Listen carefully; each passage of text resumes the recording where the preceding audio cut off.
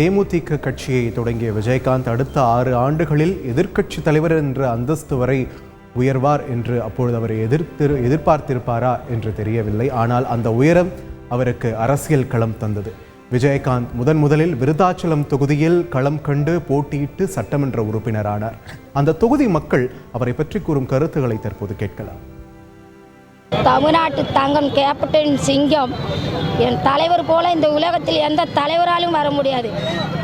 கல்வி எத்தனை மக்கள் நானே கொண்டு வந்து இந்த பெரியார் நகரில் கம்ப்யூட்டர் சென்டர், தையல் கிளாஸு, தண்ணி, அத்தனை பஞ்சத்தையும் தீர்த்த தங்க தலைவர், சொர்க்க தங்கம். இதை போல் ஒரு தலைவர் வரும்னா இனி வரவே முடியாது. என் தலைவரை போல் என் தங்கம் கிடைக்காது. இந்த கேப்டனுக்கு இங்கே ஒரு சிலை வைக்கணும். விருதாச்சலத்தில் சிலை, கேப்டன் சிலை எங்களுக்கு ரொம்ப முக்கியம் தேவை. அப்படியாப்பட்ட ஒரு தங்கம் தவறிடுச்சு பாரு.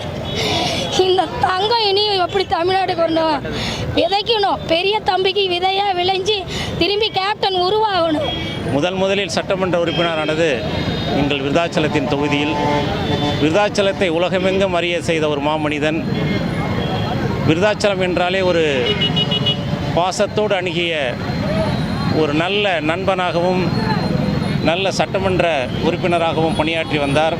நடிகராகவும் அரசியல்வாதியாகவும் 2 இடங்களிலும் ஒரே முகத்தோடு வாழ்ந்த ஒரே தலைவன் எங்களுடைய புரட்சி தலைவர் எம்ஜிஆருக்கு பிறகு இன்றைக்கு பாராட்டக்கூடிய மிகப்பெரிய மகோத தலைவன் விஜயகாந்த் அவர்கள். தன்னோடு பணியாற்றவர்களை பசியார வைக்கின்ற குணம், கேட்பவனுக்கு இல்லை என்று சொல்லாத அந்த வள்ளல் குணம், அனைத்துக்கும் மேலாக தமிழ்நாட்டை தேசியத்தோடு இணைத்து அதிலே தமிழ்நாட்டுடைய முற்போக்கையும் இணைத்து தேசிய திராவிட முற்போக்கு கழகம் என்ற ஒரு கழகத்தை கண்டு இன்றைக்கு எதிர்க்கட்சி தலைவராக வரலாற்று சிறப்புமிக்க பணியாற்றி இன்றைக்கு அவருடைய புகழை சொல்ல வேண்டுமே நான் சொல்லிக்கொண்டே இருக்கலாம். தண்ணீர் தட்டுப்பாடு எங்கள் பகுதியில் நிறையாக இருந்தது. விருதாச்சலம் சட்டமன்ற தொகுதியில் நிறைய இருந்தது.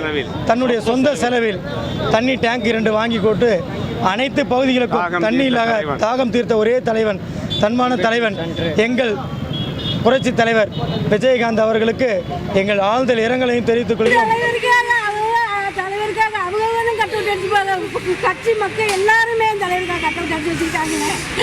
மக்களுக்காக வாழ்ந்தவரே, மக்களுக்காக அள்ளி கொடுத்த தலைவரே, நீங்கள் அனாயிரத்துக்கு போயிட்டாரு. ஃபர்ஸ்ட் கொரோனாவில் 5 கோடி ரூபாய் தலைவர் அள்ளி கொடுத்தாரா ஜனங்களுக்காக. அவருக்காக மக்களுக்காக தானே வாழ்ந்தாரு. அவருக்காக இந்த நிலைமை வராது. ஆண்டவா, நல்லவங்களை நாட்டில் வைக்க மாட்டியா? இரங்கல் செய்தி கேட்டு மிக வருத்தத்துடன்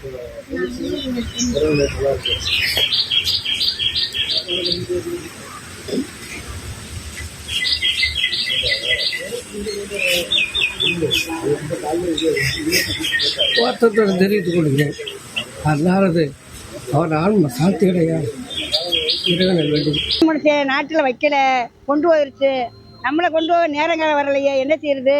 ஆண்டவனுக்கு தான் சொல்லணும். என்ன செய்ய சொல்றீங்க? நீ அதுக்கு மேலே என்ன செய்யணும்? நல்ல எல்லாத்துக்கும் நல்லா உதவுவார், நல்லா பார்ப்பார். சின்ன சிறுசுக்கெல்லாம் நல்லா பார்ப்பார், நல்லா உதவுவார்.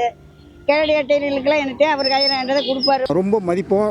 நல்லா ஒரு சிறப்பான குணம் கொண்டவர், நேர்மையான குணம் கொண்டவர். அதனால் அவருடைய பற்றி எங்களுக்கு ரொம்ப பிடிச்சிருக்கும். எம்ஜிஆர் போல் அரசியலில் ரொம்ப சிறந்த ஒரு மனிதனாக தேர்ந்தெடுக்கப்பட்டவர் தான் எங்கள் கேப்டன். அதனால தான் எங்களுக்கு பிடிச்சதுனால தான் கேப்டனுடைய கொள்கையில் நாங்கள் ரொம்ப சீரும் சிறப்புமாக பணியாற்றி வந்தோம். இன்றைக்கி அவர் இழப்பு எங்களுக்கு பெரிய ஒரு சுவாகத்தை உண்டாக்கியிருக்குது. திரு கேப்டன் அவர்கள் எங்கள் சொந்த மண்ணில் எங்கள் ஊரில் பொண்ணு எடுத்திருக்கிறாருன்றது வந்து எங்களுக்கு மிகப்பெரிய ஒரு மகிழ்ச்சியாக இருந்துச்சு. இன்றைக்கி அந்த இழப்பை வந்து எங்களால் ஈடுகட்ட முடியாமல் ரொம்ப வேதனைப்படுறோம். செய்திகளை உடனுக்குடன் தெரிந்து கொள்ள உடனே சப்ஸ்கிரைப் பண்ணுங்க.